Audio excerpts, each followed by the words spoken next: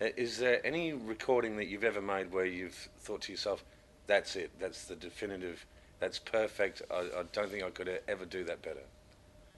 No, I don't think so. I think on the different times, they used to call me One Take Lee because I was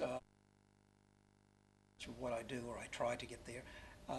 And most of the times I do my homework of what the song is, what I want the song to be, how I want to sing it, and so I take care of business instead of just rolling in there and as if it's going to lunch for some people. But there are times when I've maybe done three versions. If we've had the band in there and we've done three versions, three takes, and it's just something wasn't right there, and then I've done another one, and then where I thought that's it. There's no way I'm going to do it any better. If we keep on going now, the curve's going to go, and then we're going to get worse Yeah. because that happens so many times.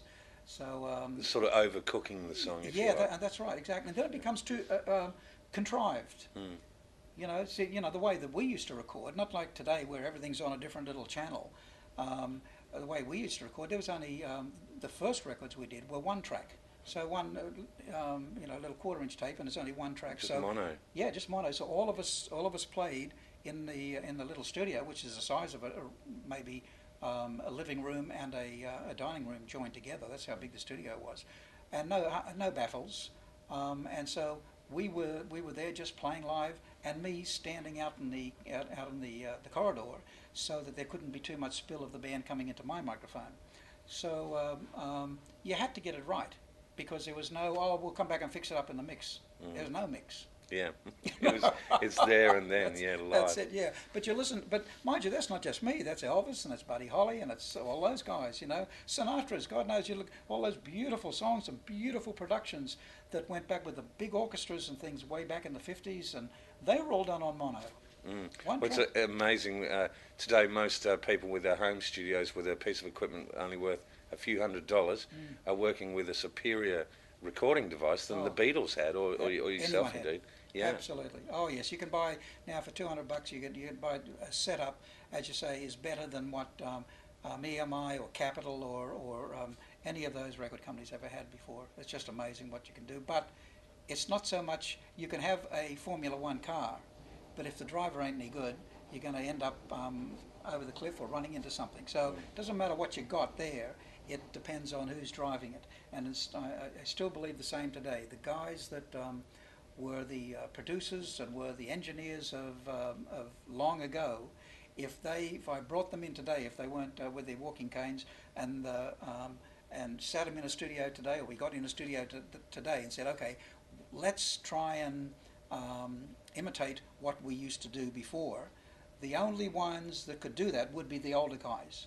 Because I've tried to do it with the younger guys who really want to do it, have tried to do it, but their ears are just not there. They just can't get in there, and their heads are nowhere near where you can't be too loud. You've got to be loud. We'll turn the amp around here.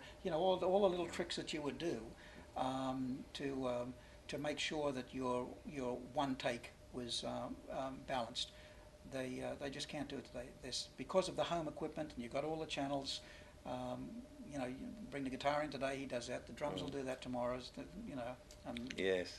Different altogether. Lonnie, I think it's fabulous that you're here every year to support the new generations of songwriters coming through, and that you have this genuine interest in who's coming through. And for me personally, it is a great honour to spend a little bit of time with you. Thank you very much. Good, thank Good you on so much. Lonnie. Cheers. Great to be here. Thank you.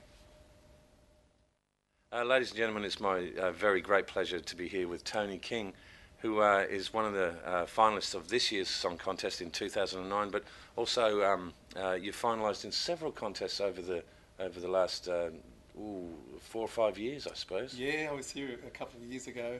Yeah. And won a few awards then, which was lovely. And Tony, this year you're really cleaning up in 3 categories, which should be the lyrics, the folk acoustic, and the open category. That's right. Yeah, I'm just completely blown away. Well, I think it's a great credit to you, and it obviously says that not only are you in the top 1% of songwriters in Australia this year, but you continue to be, and you have continued to be over several years. Is there a sort of a zone that you get into when you're writing? Is there anything you do to bring this zone in? Or? Yeah, the phone rings with my song ideas, and yeah, I get most of them are just phoned to me Oh, fantastic! by Yeah. people, and I will turn it off now. Sorry about that. Just that's going to happen. Zone. It's. I try not to read the newspapers and watch television. I kind of tune out from those things, and I read poetry, and I hang out with friends, and I go for bike rides, and then I find that the transmission's better, or the reception rather. Right. Okay. Yeah. So you do feel that the songs are passing through you in some ways. Absolutely. One of my favourite quotes is Tom Waits. He says, "I hope the music likes me." Yeah. I just love that excellent. because I kind of think that yeah, you're just kind of the antenna that comes along, and as long as you kind of make an effort to work hard and to try and get it right, then you're going to do a good job of it, hopefully. Now you're an extremely accomplished acoustic guitar player, and obviously with a beautiful touch on the instrument. You've been playing, must have been playing since childhood, surely. Yes, I did start when I was about 13. I was lucky enough to find a great friend, a guy called Peter Pally, and we lived in Queanbeyan, and every day we would practice for 3 or 4 hours, listening to Jimi Hendrix, and it was mostly heavy metal music like Led Zeppelin. Right. So you hail from Canberra? I went to school there for maybe 5 years. Oh, I'm sorry to hear that. Originally, it was an interesting time.